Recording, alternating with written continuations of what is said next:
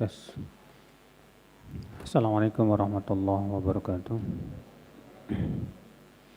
Innal hamdalillah nahmaduhu wa nasta'inuhu wa nastaghfiruh wa na'udzu billahi min shururi anfusina wa min sayyiati a'malina man yahdihillahu fala mudilla lahu wa man yudlil fala hadiya lahu.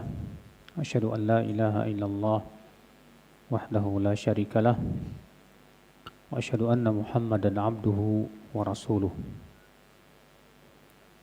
Qala Allah Ta'ala fi kitabihil karim, ya ayyuhalladzina amanu taqullaha haqqa tuqatih wa la tamutunna illa wa antum muslimun, amma ba'd. Ayol ikhwah, kita melanjutkan kajian kita Minhajul Haq. Kita masuk ke bait yang nomor 4. Wa nashhadu anna Allaha ma'buduna alladhi nukhassisuhu bil hubbi dhullan wa nufridu.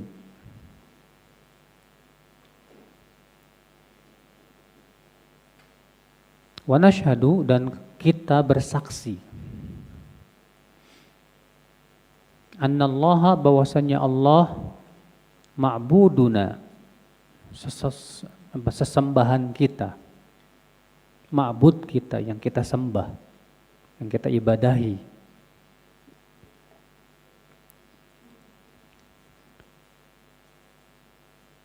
Alladzi nukhassisuhu, yang kita khususkan ia, bil hubbi, dengan cinta, dhullan, ya, dhullan itu artinya dari kata dhalla, dhalil, artinya tunduk, patuh, ya.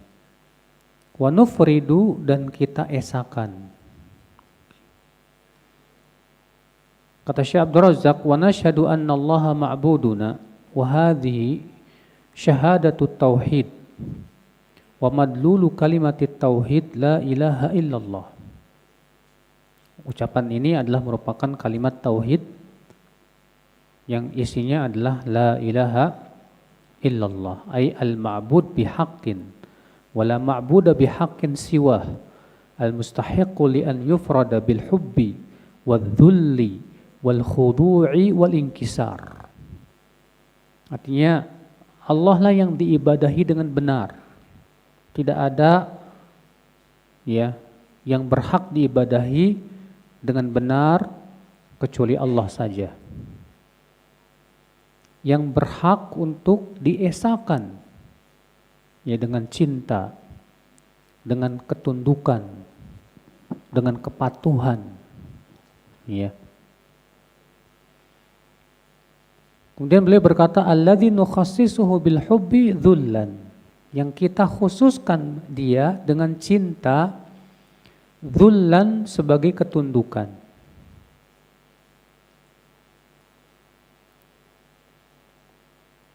Di sini beliau, ikhwatul Islam azani Allah wa iyyakum, ya, menjelaskan tentang hakikat ibadah. Beliau sedang menjelaskan tentang hakikat apa? Ibadah. Di mana hakikat ibadah itu tidak lepas dari dua. Yang pertama apa? Mahabbah, cinta. Yang kedua apa? Adzul wal khudu', tunduk dan patuh. Jadi ibadah itu harus mengandung dua. Yang pertama apa? Cinta. Yang kedua apa? Tunduk dan patuh. Ibnu Qayyim dalam kitab Madarijus Salikin berkata, al-ubudiyah tajma'u kamalal hubbi fi kamalil dhulli wa kamalal inqiyad li maradil mahbubi wa awamirihi fahiyal ghayatul lati laysa fawqaha ghayah. Hakikat ubudiyah, ya, penghambaan, adalah yang mengumpulkan cinta, yang sempurna dan kepatuhan yang sempurna, disertai dengan ketundukan kepada keridhaan Allah dan perintah-perintahnya. Ya, di hakikat ubudiyah apa tadi? Itu yang mengumpulkan antara kesempurnaan cinta dengan kesempurnaan apa? Ketundukan. Ya. Demikian pula kepatuhan kepada perintah-perintah Allah Subhanahu wa taala. Nah, ini baru disebut dengan penghambaan. Kalau hilang salah satunya maka belum disebut penghambaan. Kalau hilang salah satunya maka belum disebut ibadah. Contoh misalnya, ada orang yang cinta tapi tidak tunduk dan patuh. Maka disebut ibadah tidak? Tidak. Antum cinta sama Allah, ya saya cinta sama Allah. Tapi ternyata kita tidak tunduk dan tidak patuh sama Allah. Ya, maka hakikatnya kita belum menghambakan diri kita kepada Allah. Demikian pula kalau kita tunduk dan patuh tapi tidak cinta. Kita tunduk, kita patuh tapi tidak apa? Tidak cinta. Maka ini pun juga tidak disebut apa? Ubudiyah. Disebut ubudiyah apabila mengumpulkan dua perkara tadi. Cinta yang disertai dengan apa? Ya, ketundukan. Ikhwatul Islam, azani Allah wa iyyakum. Maka perhatikan, kita sebagai seorang hamba yang wajib menghambakan diri kita kepada siapa? Kepada Allah Subhanahu wa taala. Apakah kita sudah mengumpulkan dua perkara ini atau belum? Ya. Karena derajat cinta itu bertingkat-tingkat, Pak. Yang satu cintanya kepada Allah 100%, yang satu cintanya kepada Allah 90 apa? Persen. Demikian pula ketundukan dan kepatuhan juga bertingkat-tingkat. Yang satu patuhnya luar biasa, yang satu patuhnya setengah-setengah. Ya. Makanya derajat ubudiyah, derajat penghambaan itu dipengaruhi oleh dua tadi. Semakin kuat cintanya kepada Allah dan semakin kuat ketundukan dan kepatuhannya kepada Allah, semakin tinggi derajat ubudiyah dia kepada Allah Subhanahu wa taala. Makanya derajat ubudiyah yang paling tinggi diraih oleh para nabi dan rasul. Kenapa? Karena mereka ya makhluk yang paling tunduk dan patuh kepada Allah dan yang paling cinta kepada Allah Subhanahu wa taala. Ikhwatal iman, azani Allah wa iyyakum. Ibnu Qayyim berkata juga dalam kitab Madarijus Salikin di jilid 2 halaman 495, wa ruhul ibadah huwal ijlal wal mahabbah fa idza takhalla ahaduhuma 'anil akhar fasadat. Rohnya ibadah itu dua. Rohnya ibadah dua. Yang pertama apa? Pengagungan. Dan yang kedua apa? Cinta. Fa idza takhalla ahaduhuma 'anil akhar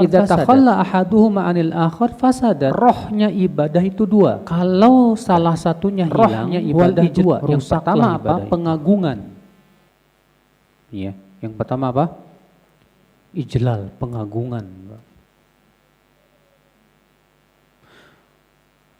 Yang kedua apa tadi? Cinta. Orang kalau hatinya mengagungkan Allah dan benar-benar hatinya mengagungkan Allah Subhanahu wa taala, Pak, pasti ketika ibadah itu khusyuk.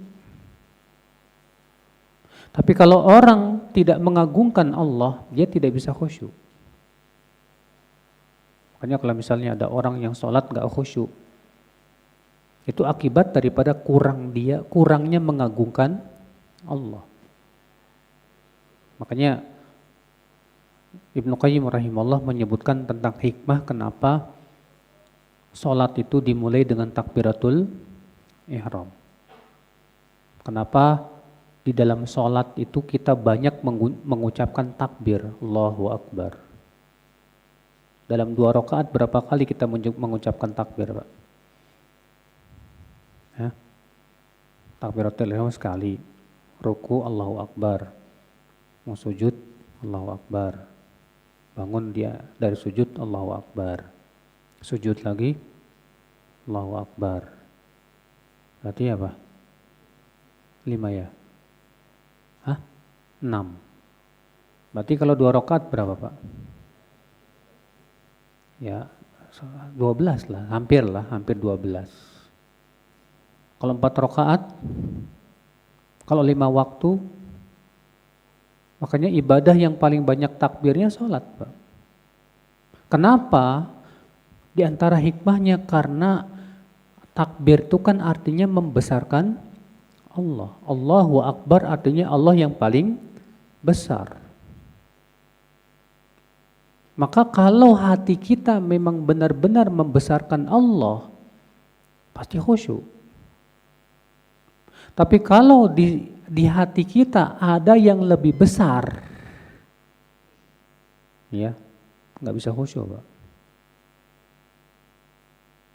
Makanya kekhusyuan seseorang itu mengikuti pengagungan hatinya kepada Allah.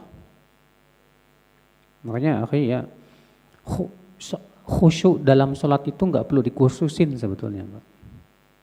Kalau ada orang kursus bagaimana khusyuk dalam sholat, percuma kalau hatinya tidak mengagungkan Allah. Tapi ketika seseorang mengagungkan Allah seagung-agungnya, membesarkan hatinya sebesar-besarnya, dia pasti khusyuk walaupun nggak belajar kursus segala. Benar. Makanya saudaraku sekalian ya, bagaimana yang kita pikirkan bagaimana supaya hati kita membesarkan Allah, Pak. Karena hal-hal yang membuat hati kita tidak bisa membesarkan Allah dan mengagungkan Allah yang paling utama itu maksiat. Orang semakin banyak berbuat maksiat, Pak, semakin hatinya tidak mengagungkan Allah.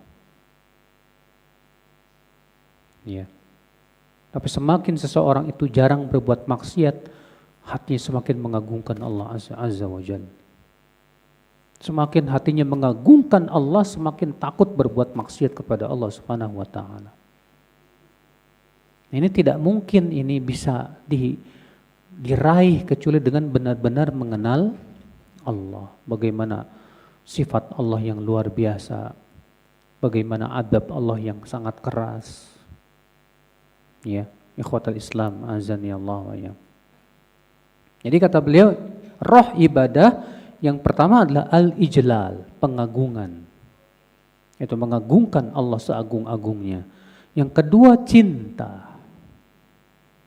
Ya. Apabila salah satunya hilang, rusak sudah. Cinta tanpa pengagungan percuma. Pengagungan tanpa cinta juga percuma. Harus bertemu padanya 2 perkara tadi. Wa nashhadu anna Allaha ma'buduna alladhi nukhassisuhu bil hubbi dhullan wa nufridu. Dan kita bersaksi bahwasanya Allah adalah sesembahan kita yang kita khususkan Dia dengan cinta dan kepatuhan. Wa nufridu, dan kita esakan Dia. Kita esakan Allah, Pak, dalam semua jenis ibadah. Jadikan Allah satu-satunya tempat kita berdoa. Jadikan Allah satu-satunya tempat kita bertawakal. Jadikan Allah satu-satunya tempat kita menggantungkan pengharapan. Itu artinya mengesahkan apa? Allah Subhanahu wa taala. Maka kalau dalam Pancasila kan ada ketuhanan yang Maha Esa. Ya. Tuhan yang mana ini yang harus diesakan? Allah Subhanahu wa taala. Maka kalau kita mengesahkan Allah artinya menjadikan Allah satu-satunya yang kita ibadahi. Dengan berbagai macam bentuk peribadahan.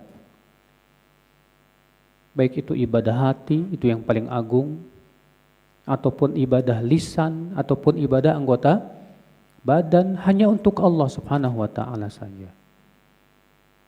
Ini ikhwatul Islam, dasar agama kita ini. Dasar agama kita itu ini, Pak. Yang didakwahkan oleh Nabi dan Rasul ya ini, Pak. Yang wajib kita mulai ini, Pak. Dasar nih pondasinya, Pak. Amalan soleh itu bangunannya. Pondasinya apa? Tauhid. Mengesahkan apa? Allah. Kata Ibnu Qayyim rahimahullah, ya, dalam kitab Madarijus Salikin, al-aqil hammuhu ihkamu al-asas. Orang yang berakal, al-arif, orang yang berilmu, keinginan terbesar dia adalah mengokohkan pondasi. Wal jahil, sementara orang bodoh, ya, sibuk memperhatikan bangunan, tapi dia melalaikan pondasi. Akhirnya apa yang terjadi? Gak lama bangunannya roboh. Kenapa? Karena pondasinya gak kuat. Gimana? Makanya para nabi dan rasul, mereka sibuk mengokohkan pondasi dulu. Kalau ya, kayak kita membangun gini, Pak. Bangun rumah. Kalau antum bangun rumah bertingkat tapi pondasinya lemah, gak lama juga roboh itu. Sama halnya dengan keimanan. Amalan soleh itu adalah bangunan. Sedangkan tauhid itu apa? Asas, pondasi. Sekarang kalau tauhid kita lemah, maka bangunan pun juga akan roboh sebentar lagi. Tapi ketika tauhidnya kuat, Pak, asasnya, pondasinya, Masya Allah, kokoh sekali, Pak. Kalaupun ada kerusakan di bangunan, mudah diperbaiki, Pak. Tapi kalau yang rusak itu pondasinya gimana? Susah. Tanya aja ahli bangunan. Ya. Kalau yang rusak atapnya masih bisa diperbaiki nggak, Pak? Tapi kalau yang rusak pondasinya, alas, mendingan dihancurin semuanya. Demikian pula ini, tauhid. Makanya kita ini, Pak, harus lebih perhatian kepada tauhid kita ini. Tauhid kita ini sudah benar-benar kokoh apa belum? Karena tauhid itu bukan sebatas pengetahuan, Pak. Kalau untuk belajar tauhid sebatas pengetahuan, mungkin setahun, 2 tahun, 3 tahun antum sudah belajar kitab tauhid, usulul salasah dan yang lainnya, paham. Tapi aplikasi belum tentu loh, Pak. Ada orang yang 20 tahun belajar tauhid, ternyata aplikasinya masih nol. Udah lama ngaji, ya. Tapi ternyata rasa takut kepada Allahnya lemah. Udah lama ngaji, Pak. Ya. Tapi ternyata cintanya kepada Allah kurang. Udah lama ngaji, tauhidnya Masya Allah dia udah belajar kitab tauhid bolak-balik, Pak. Tapi aplikasinya belum tentu, Pak. Sedangkan tauhid itu ilmu aplikasi. Bukan sebatas apa? Pengetahuan, Pak. Ya. Gimana tawakal kita kepada Allah? Contohnya aja, ketika antum naik pesawat, ya, terkadang, wah ada ustadz tenang saya. Ada ustadz tenang, sama Allah enggak tenang, gimana coba? Ini kan ada nilai tawakal kepada selain, ini tauhidnya di mana ini? Ya, tawakal bukan sama ustadz, sama Allah Subhanahu wa ta'ala. Ustadz siapa? Manusia. Ya. Nah ini terkadang tauhid kita ini Masya Allah. Kadang kita masih suka ria, mengharapkan pujian apa? Manusia. Itu kan tanda tauhid kita belum benar sebetulnya. Sebab kalau tauhid kita benar, kita nggak mengharapkan pujian manusia, ngapain? Makanya ya akhwal Islam, jangan pernah merasa tauhid kita udah hebat, Pak. Jangan pernah merasa kita ini insya Allah saya sih nggak bakal berbuat syirik kata siapa. Makanya ya akhi, ya belajar tentang tauhid itu bukan sebatas pengetahuan, tapi juga apa? Aplikasi. Aplikasinya ini benar-benar yang harus kita apa? Kokohkan betul dalam kehidupan kita. Ya. Ini ya, jadi akhwat Islam, inilah hakikat ibadah. Jadi hakikat ubudiyah itu yang mengumpulkan dua perkara, cinta dan kepatuhan. Bagaimana kepatuhan kita kepada Allah, itulah tingkatan ibadah ubudiyah kita kepada Allah, penghambaan kita kepada Allah. Semakin kuat patuhnya kita kepada Allah, semakin kita memang benar-benar menghambakan diri kepada Allah. Syekh Shalih Fauzan mengatakan apa? Berapa banyak orang yang selamat dari menghambakan diri kepada makhluk, Pak.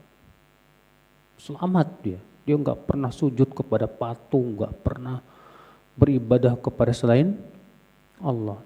Tapi kata beliau apa? Dia menghambakan diri kepada hawa nafsunya. Dia menghambakan diri kepada apa? Hawa nafsunya. Allah berfirman, afara'aita man ittakhadha ilahahu hawa. Bagaimana pendapatmu tentang orang yang menjadikan hawa nafsunya sebagai ilahnya? Wa adallahu Allahu ala ilm. Maka Allah pun sesatkan ia di atas keilmuan. Ini yang ngeri nih, Pak. Yang dikhawatirkan dari para penuntut ilmu, dari para ulama, para ustadz, para kiai, ya, ini penyakit ngikutin hawa nafsu dan syahwat ini. Sebab dua inilah yang menyebabkan ilmu nggak manfaat, Pak. Ya, dan tauhid kita menjadi kurang. Tapi kita lanjutkan, saudaraku. Yang kelima, falillahi kullul hamdi wal majdi was sana. Famin ajli dha kullun ilallah yaqsidu. Falillahi, maka milik Allah lah, untuk Allah lah, kullul hamdi, semua pujian, wal majdi, ya, semua sanjungan, wathana, ya, sana itu pujian juga. Sebagian ulama ada yang mengatakan, Pak, pujian itu kalau disebutkan sekali maka disebut alhamdu. Pujian kalau disebut sekali disebut apa? Alhamdu. Kalau pujian itu diulangi sampai 2 kali maka disebut as-sana, sana namanya. Kalau pujian itu diulang sampai 3 kali, maka ini namanya tamjid. Makanya ini namanya apa? Tamjid. Dalilnya mana? Hadis riwayat Muslim. Dalam hadis Abu Hurairah, ya, bahwa Allah Ta'ala berfirman, qasamtus sholata baini wa baina abdi nisfain. Aku membagi surat Al-Fatihah menjadi 2 bagian. Antaraku dan antara hambaku menjadi 2 bagian. Wa idza qala abdi alhamdulillahi rabbil alamin. Apabila hambaku berkata alhamdulillahi rabbil alamin, qala Allah akan menjawab, hamidani abdi, hambaku memujiku. Hamd, alhamdu. Wa idza qala ar-rahmanir rahim, Apabila si hamba mengucapkan Ar-Rahmanir Rahim, maka Allah akan menjawab, Athna alayya abdi. Ya, hambaku mensanaku. Apabila si hamba berkata, Maliki yaumiddin, maka Allah akan menjawab, Majjadani abdi. Hambaku mentamjidku. Berarti atas dasar hadis ini kata para sebagian ulama, ya, sebagian ulama tafsir, sebenarnya disebutkan dalam kitab Aunur Rahman, ya, pujian kalau diucapkan sekali disebut dengan alhamdu.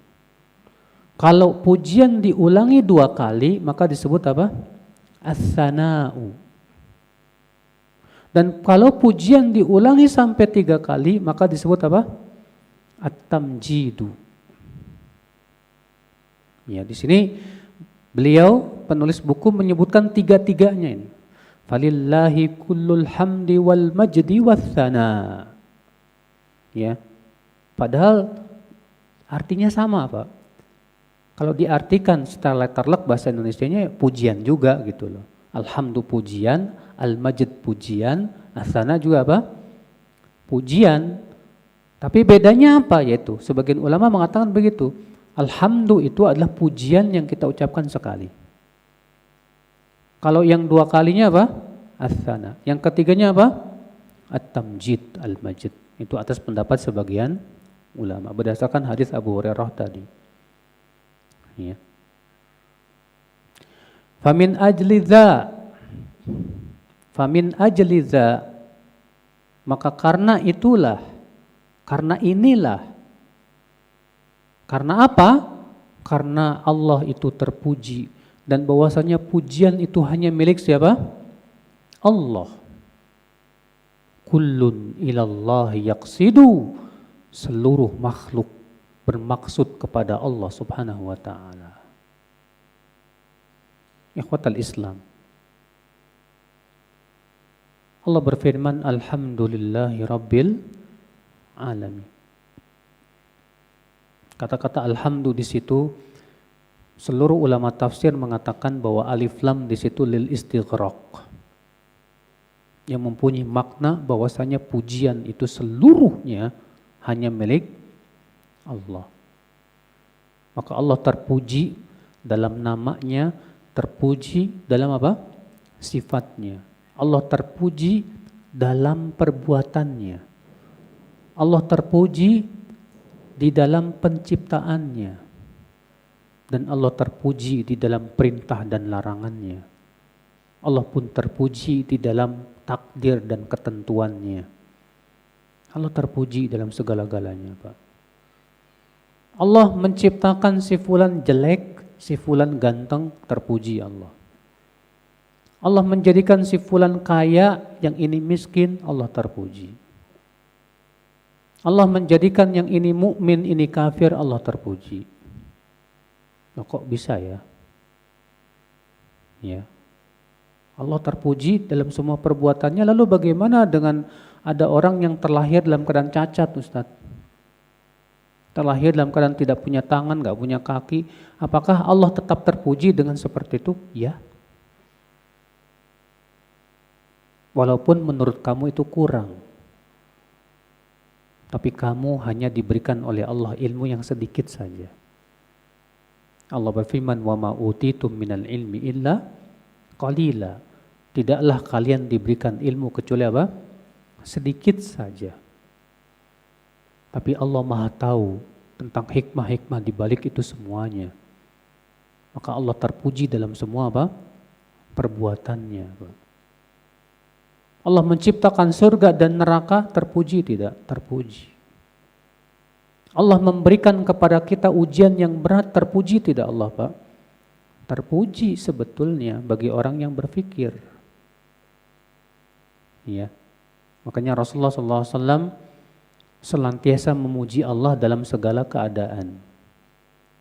Rasulullah kalau ditimpa susah, ditimpa musibah, ujian, beliau mengucapkan apa? Alhamdulillahi ala kulli hal. Tapi kalau Rasulullah SAW ditimpa kenikmatan, diberikan kenikmatan, kesenangan, Rasulullah mengucapkan apa? Alhamdulillahilladzi binikmatihi tatimmus shalihat. Berarti kita dianjurkan tidak Pak memuji Allah dalam setiap keadaan?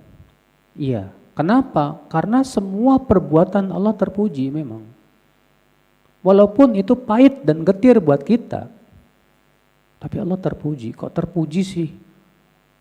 Ya, saya dikasih sakit parah seperti ini Allah terpuji. Iya, Allah terpuji. Karena dengan sakit itulah Allah pertama menggugurkan dosa kamu. Dengan sakit itu pula Allah ingin menghindarkan kamu dari berbagai macam mudarat. Ya. Bagaimana Allah terpuji dijadikan seorang miskin Kak, yang nggak punya apa-apa, kere. Ya, Allah tahu mungkin kalau dia kaya raya, ya dia bakalan jadi orang yang sombong. Dia bakalan jadi orang yang berbuat kerusakan di muka bumi. Allah Maha tahu. Maka dari itulah ya akhwal Islam, Allah Maha terpuji. Karena perbuatan Allah tidak lepas dari pertama apa? Hikmah. Yang kedua apa? Keadilan. Yang ketiga apa? Rahmat. Dan yang keempat apa? Ilmu. Perbuatan Allah tidak lepas dari itu, Pak. Dan Allah tidak mungkin menzalimi hamba-hambanya. Makanya Allah terpuji, Pak. Ya. Dalam takdir dan ketentuannya. Ikhwatul Islam, azani Allah wa iyyakum. Maka semua pujian milik Allah. Semua pujian milik Allah. Manusia sebetulnya tidak berhak mendapat pujian, Pak. Karena manusia semua kelebihannya dari siapa sih? Kalau bukan dari Allah. Kalau dia ganteng, ya Allah yang ngasih. Kalau dia kaya, Allah yang ngasih.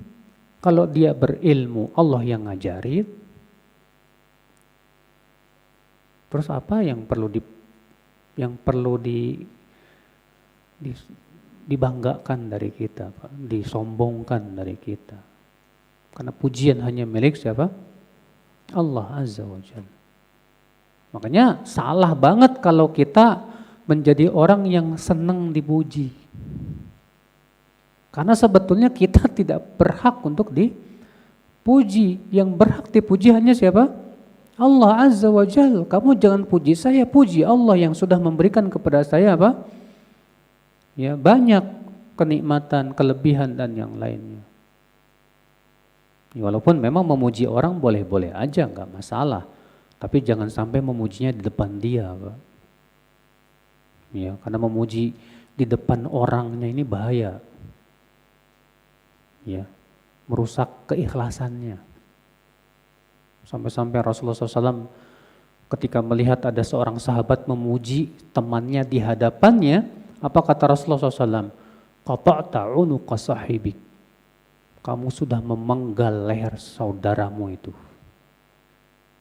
Ya. Makanya orang yang yakin, Pak, pujian hanya milik Allah. Ketika ada orang yang memuji dirinya di hadapannya, gak suka. Langsung ditutup mulutnya. Ente gak ngapain muji ana. Ya, kadang ada orang senangnya muji. Kamu itu Masya Allah ya. Orangnya udah rajin, udah ini. Aduh, kita mau sobek rasanya baju kita nih, Pak. Kalau ngadepin orang kayak ginian nih harus tegas, Pak. Kalau kita merasa senang dengan pujian, berarti kita nggak tahu diri. Makanya Ibnu Jauzi mengatakan apa? Celaan itu lebih bermanfaat daripada pujian. Celaan itu lebih bermanfaat dari apa? Pujian. Kenapa? Kalau kita dipuji, coba kita pikirkan baik-baik. Kalau kita dipuji dan ternyata memang pujian itu ada pada diri kita, susah jaga hati masalahnya. Kita sering terkena ujub, suka terkena sombong. Setidaknya jadi senang dipuji. Musibahnya muncul ria. Ya tidak? Iya. Antum ngerasain gak Pak? Kalau antum misalnya banyak yang nge-like di Instagram atau di Facebook antum. Wah, like.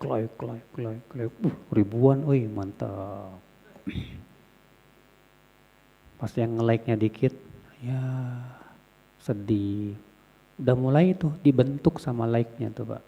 Hati kita dibentuk. Supaya harapan kita mengharapkan apa? Like. Itu sudah. Like akhirnya jadi Tuhan selain Allah. Ya Allah, benar. Merusak keikhlasan banget sudah.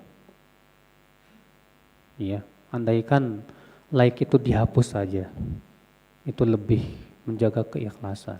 Makanya pujian itu kalau memang benar ada pada diri kita, sering kali membuat hati kita ini ngeri. Kalau ternyata pujian itu tidak ada pada diri kita, ada orang muji-muji kita ternyata tidak ada pada diri kita, lalu kita gembira dengan pujian itu, maka kita masuk dalam sebuah hadis Nabi SAW. Man tashabba'a bima lam yu'tah kalabis thawbai zur. Siapa yang merasa kenyang dengan sesuatu yang tidak diberikan kepadanya, dia bagaikan memakai dua pakaian kedustaan, kata Rasulullah SAW. Tapi kalau dicela, kalau ada orang yang mencela kita, dan ternyata memang celaan itu ada pada diri kita, ini sebetulnya kesempatan untuk introspeksi diri dan memperbaiki diri. Bagi yang mau mikir. Tapi buat yang tempranenan gak bisa. Kalau ada orang yang mencela kita, kita seringnya gimana Pak? Kurang ngajar. Iya. Kalau orang mencela lalu kita masukkan ke hati, itulah mudarat. Kalau dia mencela kita dan ternyata ada pada diri kita, jadikan itu sebagai introspeksi diri. Jadikan itu alat untuk memperbaiki diri kita dan kekurangan kita. Makanya kata para ulama, jadikan musuhmu alat untuk memperbaiki dirimu. Karena musuh bisa melihat kekuranganmu sekecil apapun juga. Iya. Kalau dia mencela kita dan ternyata celaan itu tidak ada pada diri kita, pahala buat kita. Pahala enggak, Pak? Pahala buat kita, dosa buat dia. Untung enggak, Pak? Untung kalau kita bisa memanage hati. Tapi kalau kita enggak bisa memanage hati, sekali lagi tadi, ngambek, marah, lalu pengen membalas. Lalu muncul kesombongan dan berkata apa? Saya bisa membalas dengan yang lebih dari itu. Akhirnya kita yang paling banyak dosanya daripada dia. Nah saudaraku sekalian, jadi pujian hanya milik siapa? Allah. Adapun kita hamba, jangan pernah punya sifat senang pujian. Jangan. Ya. Tapi jadilah kita hamba yang senang memuji Allah. Karena orang yang paling beruntung kata Rasulullah di hari kiamat siapa? Al-Hammadun, yang banyak memuji Allah Azza wa Jalla. Maka puji Allah ya akhal Islam, ya, dalam segala keadaan puji Allah Subhanahu wa taala. Maka ini falillahi kullul hamdi wal bajni wath thana famin ajli dza kullun ilallahi yaqsidu. Maka milik Allah seluruh pujian itu. Oleh karena itulah semua makhluk bermaksud kepada Allah Subhanahu wa taala. Ya. Ai kullun yattajihu ilallah dzullan wa khudu'an. Artinya semua makhluk menghadap kepada Allah, butuh kepada karunia Allah, Mereka pun juga tunduk dan patuh kepada Allah. Li'annahul kamil fi jami'i sifatihi wa af'alihi. Karena Allah lah yang sempurna dalam seluruh sifat-sifatnya dan perbuatannya. Alladzi yasmudul khalaiqu ilaihi fi hawaijihim wa masailihim. Di mana semua makhluk bermaksud kepada Allah untuk memenuhi kebutuhan mereka dan hajat mereka. Ya. Wa hadza fihi dzikru ubudiyyati jami'il kainati lillah. Ini menunjukkan bahwa semua makhluk menghambakan dirinya kepada siapa? Kepada Allah Azza wa Jalla. Inilah saudaraku sekalian, azani Allah wa iyyakum.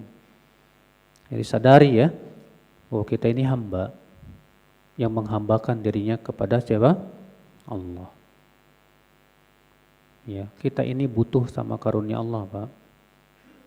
Kita butuh oksigen, butuh air, butuh makanan. Kebutuhan itu semua yang menyediakannya siapa sih? Allah. Kakak aneh ya. Dia butuh sama Allah, tapi dia berpaling dari Allah. Otaknya kemana gitu loh. Ya. Dia butuh sama Allah. Dalam setiap detiknya, dalam setiap menitnya butuh kepada Allah. Tapi kok aneh dia berpaling dari Allah. Bahkan sombong sama Allah. Wala haula wala quwata illa billah. Sementara Allah gak butuh sama hambanya. Allah gak butuh kepada hambanya, gak butuh kepada apa? Amalan soleh kita, gak butuh. Tapi Allah tetap aja ngasih apa? Nikmatnya. Kalaupun kita beramal soleh, Allah gak butuh sama amalan soleh kita. Tapi Allah memberikan pahala untuk kita. Betapa kasih sayangnya Allah subhanahu wa ta'ala. Betapa Allah terpuji dalam perbuatannya, Pak. Ya. Subhanallah, ikhwatul Islam, azani Allah wa iyyakum. Poin yang keenam. Tusabbihul amlaku wal ardu was sama. Wa kullu jami'il khalqi haqqan wa tahmadu. Bertasbih kepadanya al-amlak. Ya. Bertasbih kepadanya al-amlak, para malaikat. Wal ardu was sama, langit dan bumi. Bumi dan langit semua bertasbih. Wa kullu jami'il khalqi haqqan wa tahmadu, dan semua makhluk bertasbih memuji Allah Subhanahu wa taala. Dari mana dalilnya bahwa semua makhluk bertasbih, Pak, memuji Allah? Itu dalam surat Al-Isra ayat 44. Allah berfirman apa? Tusabbihu lahus samawati sab'u wal ardu wa man fihin wa in min syai'in illa yusabbihu bihamdih walakin la tafqahuna tasbihahum innahu kana haliman ghafura. Tusabbihu lahus samawatu, langit yang 7 bertasbih, tuh lihat. Wal ardu, dan bumi pun bertasbih. Wa man fihinna, dan semua yang ada di langit dan di bumi semua bertasbih. Ya, semua bertasbih, Pak. Ya. Pepohonan bertasbih, ya. Burung-burung bertasbih, ya. Planet-planet yang ada di langit sana, galaksi yang jumlahnya sampai miliaran di langit sana itu, Pak, dengan planet-planet dan bintangnya semua bertasbih kepada Allah Subhanahu wa taala. Para malaikat semua bertasbih. Yang enggak bertasbih cuma orang manusia dan jin yang tidak beriman kepada Allah Subhanahu wa taala. Iya.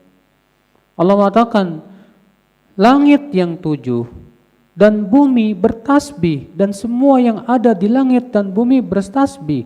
Wa im min syai'in illa yusabbihu bihamdi, dan segala sesuatu, kata Allah, bertasbih memujinya. Walakin la tafqahuna tasbihahum, akan tetapi kalian tidak mengerti tasbih mereka.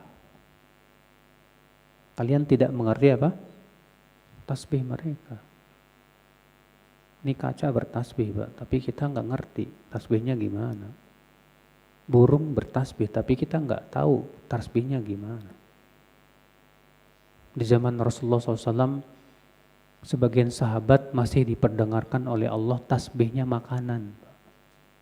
Makanan yang mau dimakan bertasbih dan terdengar tasbihnya. Ya, Allah perdengarkan. Maka semua bertasbih memuji Allah Subhanahu wa taala. Mungkin antum pernah membaca ya, entah di internet atau di mana, penelitian seorang peneliti ketika dia merasa heran ternyata pohon itu mengeluarkan suara.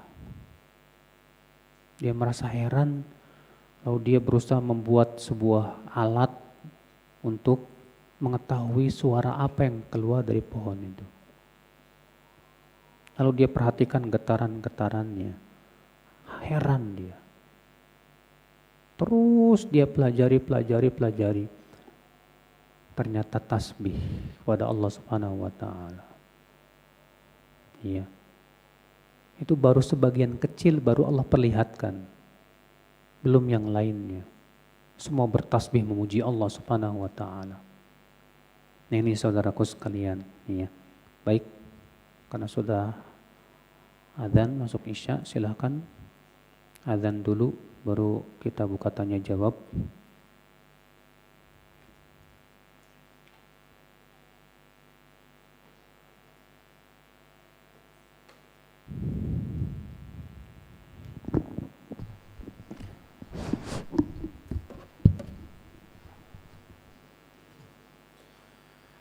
Allahu Akbar, Allahu Akbar, Allahu Akbar, Allahu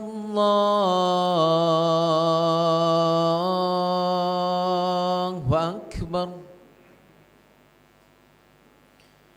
أشهد أن لا إله إلا الله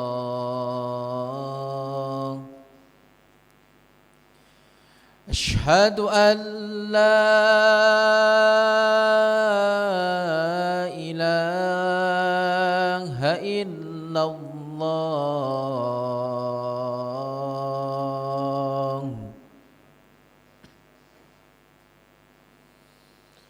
أشهد أن محمدا رسول الله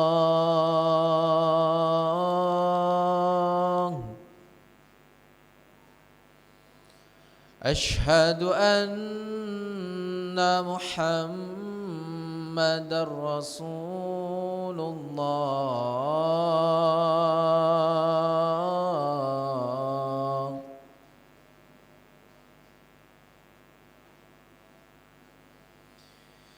حي على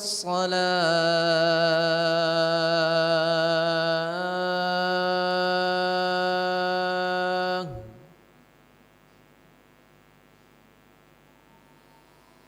حي على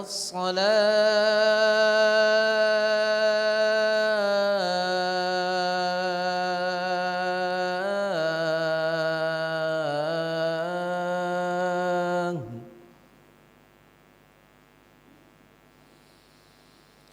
حي على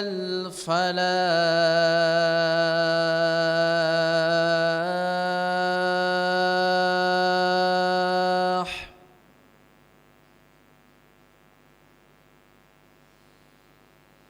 حي على الفلاح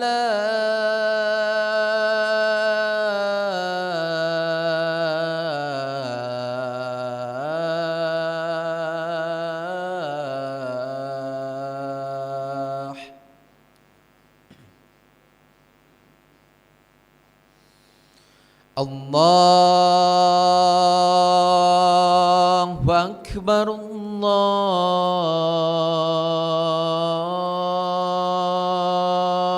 الله أكبر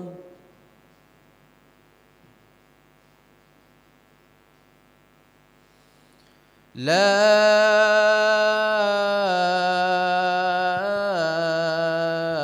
إله إلا الله.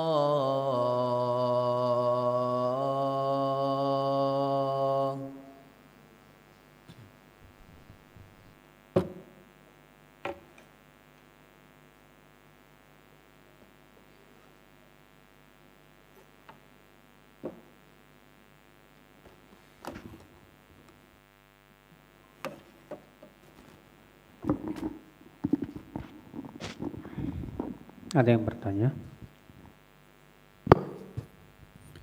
Ada yang masuk lewat WhatsApp, Ustaz. Abang. Taib, pertanyaan yang pertama, izin bertanya Ustaz, lebih baik membiarkan sakit kita agar mendapat ampunan dosa atau ikhtiar mengobati? Jazakallahu khairan. Ikhtilaf para ulama tentang masalah ini.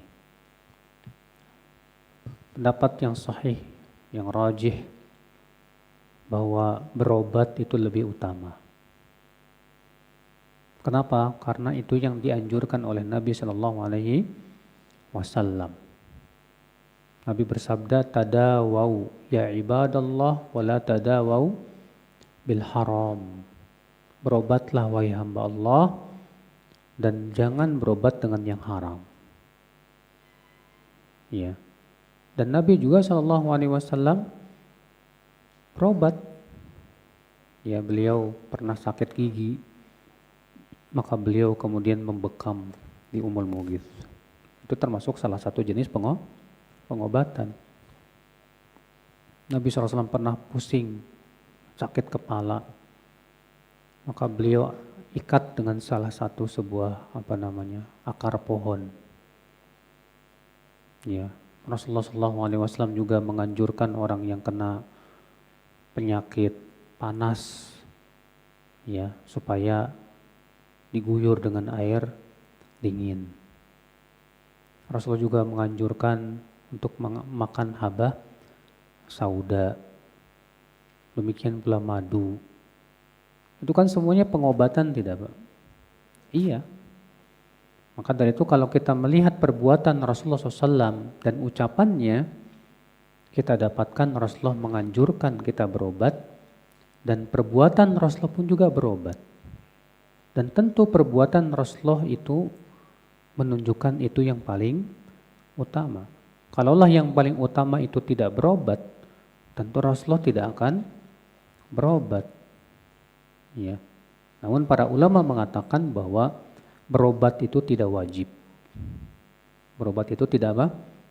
Tidak wajib. Kalau misalnya dia, saya nggak mau berobat, ya biarin aja, ya biar lebih banyak dosa-dosa saya yang digugurkan, nggak masalah juga. Kalau memang dia yakin, ya kuat tawakalnya kepada Allah Subhanahu Wa Taala. Ya demikian.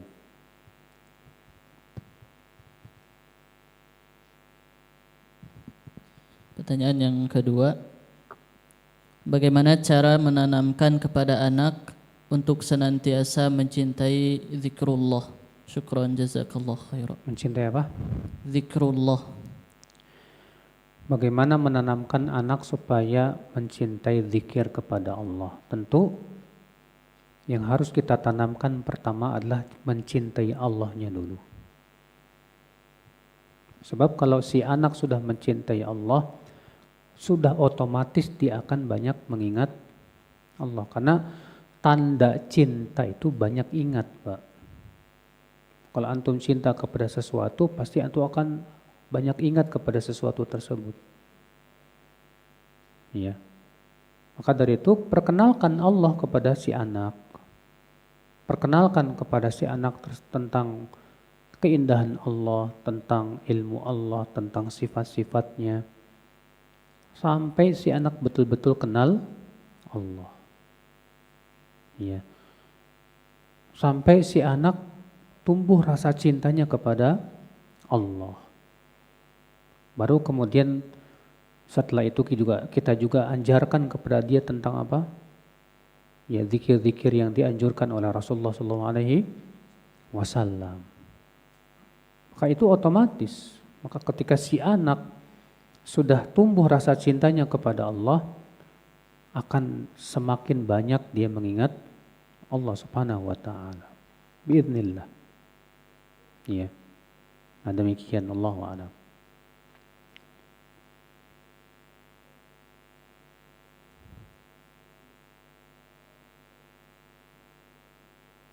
Sudah tidak ada yang bertanya? Baik, kalau tidak ada, kita tutup sampai di sini. Wabillahi taufik. Subhanakallah bihamdik. Asyhadu an la ilaha illa anta astaghfiruka wa atubu ilaik. Assalamualaikum warahmatullahi wabarakatuh.